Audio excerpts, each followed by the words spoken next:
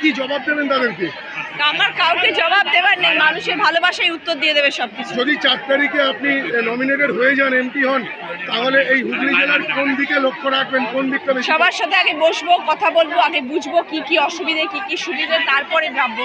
আর বলাগড়ের ভাঙন নিয়ে কি ভাবছেন? দিদি অলরেডি কাজ শুরু করে দিয়েছেন, দিদি যে কাজটা শুরু করে দিয়েছে সে কাজটা কমপ্লিট হবে নিশ্চয়ই। আর বিশেষ করে হুগলি জেলা যেটা কৃষি প্রধান দেশ, সেই জায়গায় দাঁড়িয়ে কৃষি নিয়ে কি ভাববেন?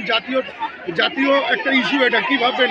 কৃষকরাই তো সব কিছু, কি ভাববেন? নিশ্চয়ই, তাই জন্য তো দিদি এত বড় লড়াই, আজকে সিঙ্গুরের লড়াই তো সেটা নিয়েই শুরু হয়েছিল, যে কৃষকদের জমি কৃষকদেরকে ফিরিয়ে দেওয়া হোক। আর সিএ নিয়ে কি বোঝাচ্ছেন, কি বলছেন? সিএ সেটা নিয়েও আমাদের দিদি যা ডিসিশন নেবেন সেটাই সব থেকে বড় কথা, উনি তো বলছেন এই নিয়ে কথা। আর ভোটারদের কাছে কি বার্তা রাখবেন ভোটের দিনের জন্য? ভোটারদের জন্য আমার এটাই বার্তা যে তারা যথেষ্ট বুদ্ধিমান, তারা জানেন সঠিক কোনটা ভুল কোনটা, তারা গণতান্ত্রিক অধিকার